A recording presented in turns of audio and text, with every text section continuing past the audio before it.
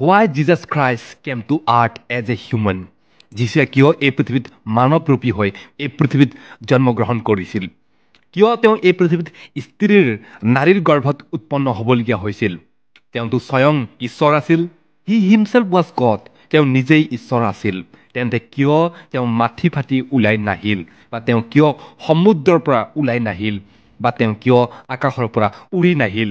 তেন্তে কিয় তেওঁ যেনেদৰে আজি লোকবিলাকক দৰ্শন দি আছে, ঠিক তেনেদৰেই আবিৰ্ভাৱ জন্মগ্ৰহণ নকৰাকৈ এই পৃথিৱীত আহিব পাৰিলেহেঁতেন, আৰু তেওঁৰ যি কৰিবলগীয়া কৰ্তব্য, তেওঁৰ যি কৰিবলগীয়া যিমান কৰ্মবোৰ আছে, সেই সকলোবোৰ সম্পন্ন সিদ্ধ কৰিব পাৰিলেহেঁতেন, তেন্তে কিয় তেওঁ জন্ম হ'বৰ বাবে এজনী মহিলাক, এজনী কুমাৰীক, পিয়ৰ ভাৰ্জিন ছোৱালীক বাচিবলগীয়া হৈছিল? মহিলাৰ গৰ্ভতে কিয়, মহিলাৰ ঔৰসতে কিয় এজনী মাতৃ ইমান পাৱাৰফুল যে তেওঁ নিজকে নাজানে ঈশ্বৰৰ দেখাত তেওঁ কি? এজনী মহিলা ঈশ্বৰৰ দেখাত ইমান মহত্বপূৰ্ণ যে শয়তানে সদায় এই মহিলাক আক্ৰমণ কৰিব বিচাৰে। তেন্তে জানো আহক, স্বয়ং ঈশ্বৰে, আমাৰ প্ৰভুৱে কিয় মহিলাৰ ঔৰসত উৎপন্ন হ'বলগীয়া হ'ল? কিয় মহিলাৰ গৰ্ভত জন্মগ্ৰহণ হ'বলগীয়া হ'ল? আহক এই বিষয়ে অলপমান জানো। এইটো সেই সময়ৰ কথা যেতিয়া ঈশ্বৰে গোটেই পৃথিৱীক নিৰ্মাণ কৰি আছিল।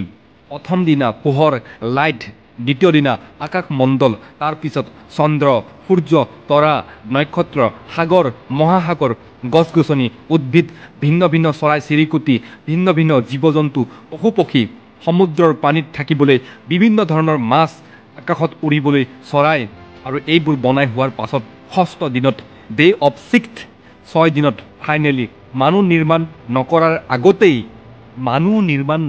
আগতেই এটা ডাঙৰ আজ্ঞা, ডাঙৰ কথা ঈশ্বৰে ক'লে, আৰু এই এষাৰ কথাটো কোৱাৰ পিছতহে মানুহ নিৰ্মাণ কৰিছিল। আৰু সেই এষাৰ কথাটো হৈছে, আজ্ঞাটো হৈছে আদি পুস্তক 1:26 লিখা হৈছে। কি লিখিছে আহক আমি পঢ়ি চাওঁ।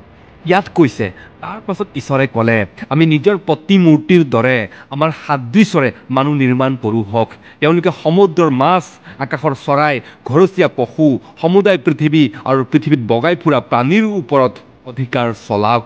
ইংলিছত কৈছে, god said, let us make men in our image, after our likeness, let them have dominion over the fish of the sea, over the birds of the sky, over the livestock, over all the earth, and over every creeping things that creeps on the earth বুলি কৈছে।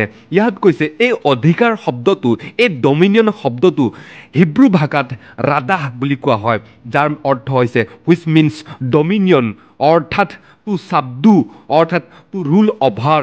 The dominion শব্দটো, এই শব্দটো Latin শব্দৰ ডমিনিয়াম শব্দটোৰ পৰা আহিছে, যাৰ অৰ্থ হৈছে লৰ্ডশ্বিপ, যাৰ অৰ্থ হৈছে ৰাইট অফ অনাৰশ্বিপ, অৰ্থাৎ অনাৰশ্বিপ, অৰ্থাৎ আমি এই পৃথিৱীৰ হৈছোঁ আমি মালিক, আমি হৈছোঁ অনাৰ, এই পৃথিৱীৰ অনাৰ। গতিকে যেতিয়া ঈশ্বৰে এই পৃথিৱীটো নিৰ্মাণ কৰিছিল, তেতিয়া তেওঁ মানুহকহে অধিকাৰ দিছিল। তেওঁ কোৱা নাই যে এই পৃথিৱীত আমি অধিকাৰ ৰাখিম, বা মই জিহুৱাই অধিকাৰ ৰাখিম, বা স্বৰ্গদূতে অধিকাৰ ৰাখিব। তেওঁ তেনেদৰে কোৱা নাই। তেওঁ কৈছে এই পৃথিৱীত মানুহেহে অধিকাৰ ৰাখিব, আৰু মানুহ হ'বলৈ 3টা বস্তুৰ প্ৰয়োজন, আত্মা, প্ৰাণ, শৰীৰ। যদি শৰীৰ আছে তেতিয়াহে এই পৃথিৱীত থাকিব পাৰিব, আৰু এই পৃথিৱীত যাৰ শৰীৰ নাই তেওঁ ইলিগেল হয়, অপৰাধী হয়। যাৰ শৰীৰ আছে তেওঁহে লিগেলি এই পৃথিৱীত থাকিব পাৰিব। যেতিয়া ঈশ্বৰে আদম আৰু হাৱাক নিৰ্মাণ কৰিছিল, ঈশ্বৰৰ বিশেষ উদ্দেশ্য, পাৰ্পছ থকাৰ বাবেহে সিহঁতক নিৰ্মাণ কৰিছিল। প্ৰথমে আদমক নিৰ্মাণ কৰিছিল যাতে তেওঁ ঈশ্বৰৰ উদ্দেশ্যে গীত প্ৰশংসা কৰে যেন। কাৰণ যেতিয়াই স্বৰ্গত এঞ্জেল মিখাইল এণ্ড লুচিফাৰৰ মাজত যুদ্ধ হ'ল, আৰু স্বৰ্গৰ পৰা লুচিফাৰক পেলোৱা হ'ল, তেতিয়াৰ পৰাই স্বৰ্গত গীত প্ৰশংসা কৰাৰ বাবে কোনো নাছিল। আৰু ইমান সুন্দৰ পৃথিৱীটো ঈশ্বৰে নিৰ্মাণ কৰাৰ পাছত এই পৃথিৱীত প্ৰশংসা কৰিবলৈ কোনোৱেই নাছিল। ঈশ্বৰৰ প্ৰশংসাৰ বাবেহে এই মনুষ্যক নিৰ্মাণ কৰিছিল। এই ভিডিঅ'টো চালে 100% বুজিব পাৰিব, A to Z বুজাই দিয়া হৈছে যে প্ৰভুৱে কিয় এই পৃথিৱীত আহিবলগীয়া হৈছিল, আৰু কিয় তেওঁ ক্ৰুচত হত হ'বলগীয়া হ'ল। এবাৰ নিশ্চয় চাব। তেওঁ যেতিয়া স্ত্ৰীক, নাৰীক, মহিলাক নিৰ্মাণ কৰিছিল, তেতিয়া তেওঁ বিশেষভাৱে চিন্তা চৰ্চা কৰিহে এই নাৰীক নিৰ্মাণ কৰিছিল। এই নাৰীয়ে আদমৰ বাবে উপযুক্ত হ'ব আৰু লগতে ঈশ্বৰৰ বাবেও সহায়কাৰী হ'ব। কেনেকৈ সহায়কাৰী হ'ব এই বিষয়ে আমি জানিব লাগিব। আদমৰ বাবে উপযুক্ত হ'ব এই নাৰীগৰাকী অৰ্থাৎ হৱাক কৈছে। আদি পুস্তক 2 অধ্যায় 18 পদত কৈছে, তাৰ পাছত ঈশ্বৰ জিহুৱাই ক'লে, মানুহ অকল থকা ভাল নহয়, মই তেওঁৰ বাবে এজন উপযুক্ত সহকাৰী নিৰ্মাণ কৰিম।